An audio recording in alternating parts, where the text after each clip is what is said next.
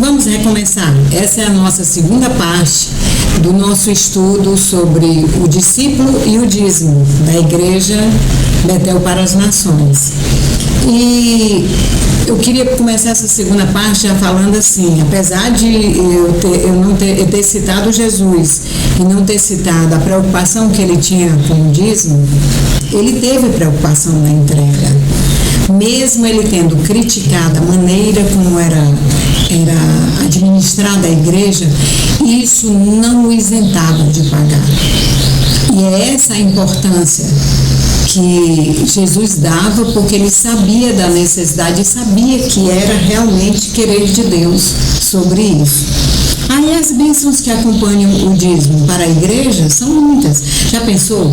Mesmo que fosse uma igreja que tivesse só 100 membros e fosse uma igreja onde os 100 membros doassem, já que é em percentual, é justo. Aquele que ganha mais dá o mesmo tanto que o que ganha menos, porque todos retiram 10%, pelo menos 10%. E é interessante que se a igreja recebesse muito, ela teria mais chance de transformar muitas obras sociais, fazer muitas obras sociais, não precisar estar fazendo campanhas financeiras, quer dizer, eu já pago o dízimo. E eu acho que eu já paguei o dízimo, eu não preciso participar de mais nada. Engano seu. Enquanto o outro não entende a sua responsabilidade na obra de Deus, enquanto o outro não é doutrinado, não é ensinado, o seu coração não for movido para a entrega, aumenta a sua responsabilidade. Que você tem a responsabilidade de orar para que todas as pessoas sejam sensíveis ao querer de Deus e a responsabilidade de se doar mais. Garanta você que será mais abençoado. Porque a gente vê que na igreja primitiva eles eram muito abençoados, não era porque eles estavam só juntos, é porque eles estavam juntos e também seus pensamentos estavam envolvidos com a obra. Aí quando você se doa, você se esvazia, e quando você se esvazia, vem mais bênção. E nós temos pessoas, a igreja tem que impactar, e a proposta da igreja Betel para as Nações é para ir para outras nações, mas essa nação brasileira, ela precisa que nós, membros, tenhamos cuidado com a nossa comunidade, tenhamos cuidado com pessoas que precisam de nós. Tem pessoas que o seu valor é o financeiro e nós temos que chegar junto delas para saber se ao receber algo ela tem que entender que ela precisa, esse daí é o mínimo, é o menos necessário ao financeiro, que apesar de pela necessidade ser algo que está muito forte na sua vida, nós temos que fazê-la entender que a vida espiritual é muito necessária que seja vista também para que ela não tenha o que a gente chama de caquexia.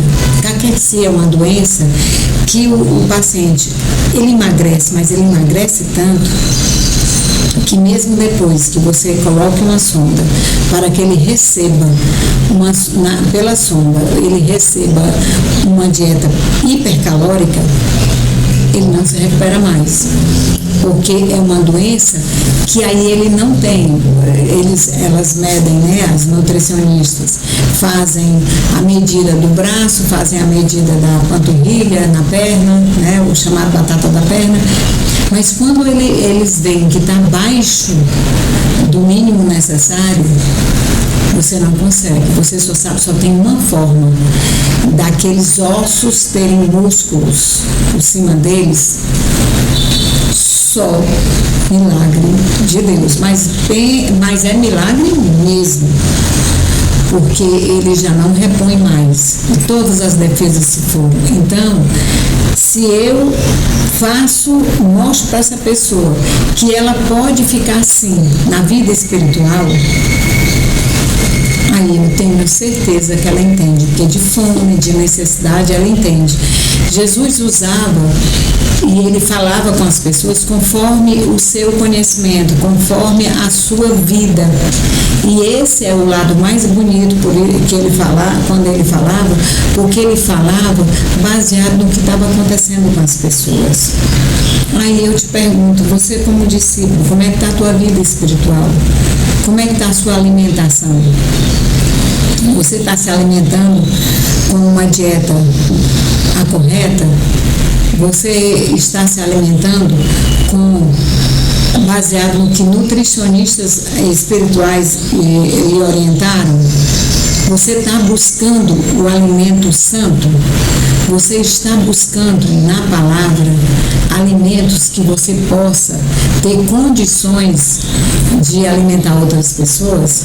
Porque quando você fica forte, você consegue carregar alguém, você consegue dar a mão e dizer, vem comigo que eu te ajudo. Na hora que você sabe ser um discípulo, ser dizimista é muito fácil. Na hora que você entende que o discipulado é doação, a parte financeira, ela não é a vital da sua vida. Agora, porque uns nasceram para apóstolos, outros para sustento, tudo bem, também. Mas na hora que você está trabalhando numa área, não te isenta da outra. O que você pode ser, o seu principal foco é esse, mas tem mais coisas para fazer. Uma igreja, quando todo mundo é disciplinado, quando todo mundo é entendido da palavra, ela tem um crescimento espiritual maior e o financeiro e o social vem atrás, mas vem com bênção sem medidas. E quando eu pergunto a vocês assim, será que Deus não cumpriria as promessas que Ele diz quando você se doa, quando você faz o que Ele quer? Eu não estou dizendo que você diga assim, olha, eu vou sair pela manhã e vou passar 3 horas fora, depois do meu trabalho, porque você também tem obrigações com sua família. Ah, mas eu sou solteiro. Você tem obrigações com a sua família. Ah, é porque na minha família está tendo muita discussão. O que é que você está fazendo para parar isso? O que é que você está fazendo para melhorar essa ambiência? O que é que você está fazendo nas madrugadas que você não se levanta e ora pelas pessoas da sua família? É porque as portas estão trancadas. Abençoa do lado de fora. Faz alguma coisa. Pessoas na sua casa podem estar carentes. Você se surpreende quando as pessoas reagem de forma que você não esperava numa discussão ou numa situação. Você diz, não esperava. Então, nós não estamos conhecendo bem as pessoas que estão ao nosso redor, nem sempre. É porque, às vezes, uma situação ou uma discussão engatilha uma reação no outro de traumas ou de experiências boas ou ruins que estavam guardadinhas, escondidas. Então, nós temos que aprender a doar em todas as áreas. Nós temos que aprender a dizimar em todas as áreas. E dizer que se você nunca se doou, se você nunca se preocupou em doar seu tempo, nunca se preocupou em doar sua inteligência, nunca se preocupou em dizer em que é que eu sou bom, em que é que eu posso ajudar, em que é que eu posso fazer, encabece agora. Comece agora, faça agora a grande diferença. Entregue a Deus a sua vida dizendo, Senhor, eu não quero ser mais como eu fui até aqui. Eu não tenho condições de ser mais como fui até aqui. Senhor, eu estou satisfeito nessa área, eu já faço isso, eu já faço aquilo, e isso me faz muito feliz. Mas eu queria mais. Eu queria mais não para a minha glória, eu queria mais para a tua glória, para o crescimento da tua igreja. Cada banco daquele, quando você chegar na igreja, que você for assistir o culto, abençoe. Você venha orando e dizendo, Senhor, abençoa a pessoa que estiver sentada aqui, desprende as pessoas dos seus traumas, cura a sua vida emocional, cura a sua vida espiritual. Começa pela vida espiritual, depois emocional. A física é a casca. A física é a menos importante. A física é o que nós fazemos agora. Eu vou, passo um creme, faço algo para melhorar a minha aparência. Mas não se esquece que Deus está lhe vendo lá dentro. Pelo avesso, Ele te contempla. Ele conhece cada cantinho. Ele conhece até aquela sujeirinha que tem lá no cantinho que você tem que dizer: Senhor, retira o que não convém, retira o que não te agrada, retira o que não condiz com a tua palavra. E a gente diz assim, os irmãos em Cristo, aqueles irmãos da igreja que às vezes eu não sei nem o nome, não é responsabilidade minha, é responsabilidade do pastor e da liderança da igreja. A minha responsabilidade eu já faço. Cuidado. Nós somos responsáveis um pelo outro. Nós somos responsáveis pelo resultado da igreja, pelo impactar da igreja na vida das pessoas. Nós somos responsáveis por uma igreja vazia ou por uma igreja cheia. Nós somos os responsáveis, mais do que os sorrisos, pelas orações. Você não conhece aquele irmão?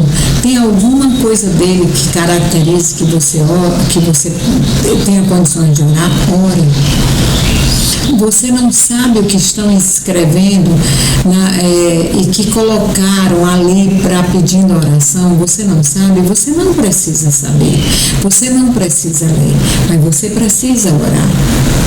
O que foi que você já fez pela igreja de Moçambique? Não estou nem lá. Qual é a minha obrigação com a igreja de Moçambique? Tudo. Ela faz parte de nós. Será que o bairro da Aldeota precisa mais do que lá o Bom Jardim? Não se engane. Deus não olha as aparências. Nós temos pessoas que estão com uma tristeza na alma. Nós conhecemos pessoas próximas a nós, sorrindo, e que o olhar fica aquele olhar parado, assim, meia luz. Ore por elas. Não permita que cada pessoa que passe por você não leve dos seus lábios em pensamentos uma bênção. Use o Deus te abençoe como despedida dos colegas de trabalho. Até logo, até amanhã, que Deus te abençoe grandemente, que Deus te leve para casa, que Deus te proteja, que Deus abençoe a sua família. Isso é dizimar, isso é ser discípulo. Eu não sei o que é que nós precisamos aprender mais. Eu não sei o que é que nós precisamos nos alimentar mais se nós não somos capazes de alimentar as outras pessoas. Como assim? Eu preciso, eu necessito, eu preciso de oração, eu preciso de bênçãos, eu preciso de milagres, eu preciso que minha família se renove. O que você está fazendo para as suas necessidades serem reduzidas? Nunca responsabilize o outro a orar por você se você não faz nada para isso. Nunca se permita que pessoas que estejam responsáveis pela tua vida, mesmo você estando no leito de hospital. Eu costumo dizer para os pacientes, e principalmente para aqueles que a gente já atende em casa, que receberam alta, mas ainda precisam ser acompanhados por uma equipe, e uma equipe multidisciplinar, né? E eu digo para eles: o que você acha que você tem? Eu disse: eu estou muito doente. Eu disse: então vamos sair daqui.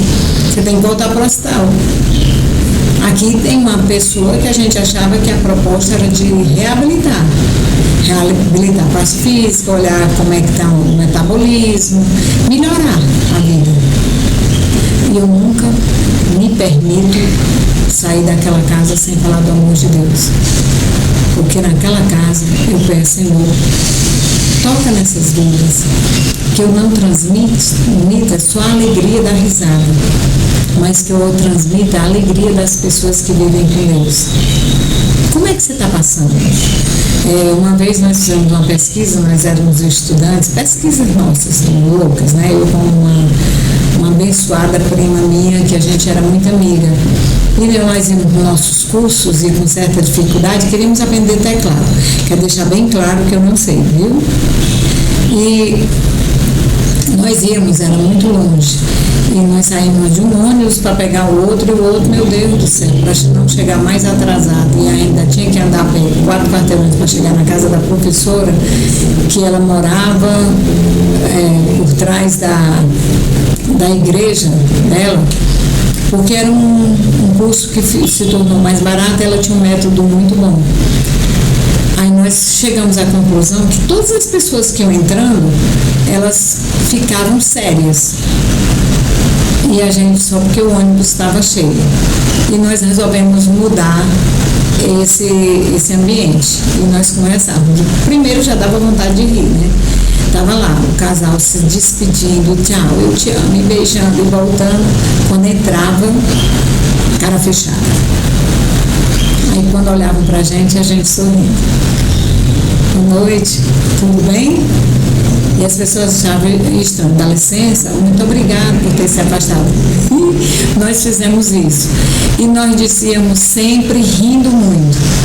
Mas nós não tínhamos noção na nossa idade o quanto aquilo dali fazia diferença. Nós vimos, tinham pessoas que se chocavam, tinham pessoas que olhavam, tinham pessoas que sorriam com a gente. Aí quando começou, eram 3 vezes na semana e era sempre o mesmo horário, né? Nós começamos a fazer amizade com algumas pessoas de: oi, tudo bem? Como é que está a senhora? Como é que foi o trabalho? E teve um senhor que disse, eu acho tão interessante, quando a gente entra no ônibus cheio, a gente, ai meu Deus, que coisa difícil, a gente já entra reclamando. Então nós estamos mais dispostos a empurrar do que a pedir licença. Mas vocês começaram a mudar aqui o método, e nós estávamos comentando quando vocês descem, que é bem interessante, parece que assim alivia. E a gente ficava cantando baixinho, quando não tinha nada para fazer, a gente ficava cantando baixinho. E sempre que podia, dando um sorriso baixinho também, para não ficar aquelas gargalhadas chatas. Aí nós entendemos que aquilo ali não era mais uma brincadeira. Ficou assim, vixe, quer dizer que é tão sério assim, que as pessoas estão levando tão sério. E era Deus preparando a gente para a obra. E a gente não sabia. Nós duas já éramos professoras de escola dominical. Mas a gente só era professora de escola dominical, isso não dizia muita coisa para a gente. Na nossa inocência dos nossos 16, 17 anos, né?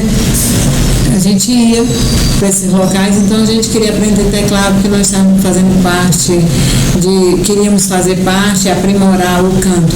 E é bem interessante como quando você se doa, quando você faz, aí Deus transforma em bênção. Aquela brincadeira passou a ser bênção porque nós começamos a ver que as pessoas estavam mais interessadas. Então a volta que o ônibus ia vazio, a gente não fazia, nós passamos a fazer. Ficávamos lá atrás e cada pessoa que entrava, a gente dava boa noite, que Deus lhe abençoe. E foi muito bom. E nós fomos abençoados, nós começamos a encontrar coisas, experiências melhores, pessoas que vinham e conversavam conosco. Você entendeu? Ser discípulo é ser em qualquer que seja a circunstância. Ser dizimista, eu sei que é uma obrigação, mas é gratidão, é um privilégio. É muito, mas é muito privilégio. Porque Deus me dá muito mais, muito mais. Eu ainda fico com 90 e eu morro de medo de ficar com 92 ou mesmo ficar com 88. Se eu começar a achar que esses 88 são meus, eles têm tudo para não dar certo. Então, que Deus esteja no controle das suas finanças, que Deus esteja no controle da sua família, que Deus esteja no comando da sua vida, que Deus esteja na sua vida de uma forma tão forte que você diz: Senhor, que o meu querer seja acima de tudo o teu querer. Vamos fazer uma oração, porque eu acho que dizer mais é não permitir que vocês leiam a palavra e digam: Senhor, eu quero ler todas as citações bíblicas. Eu tive o cuidado de não ficar dando citações bíblicas. Todas as citações bíblicas no estudo, eu tive o cuidado de dizer que vocês devem estudar, que vocês devem apenas abrir o coração de vocês nesse momento e dizer: Senhor, eu quero ser servo teu.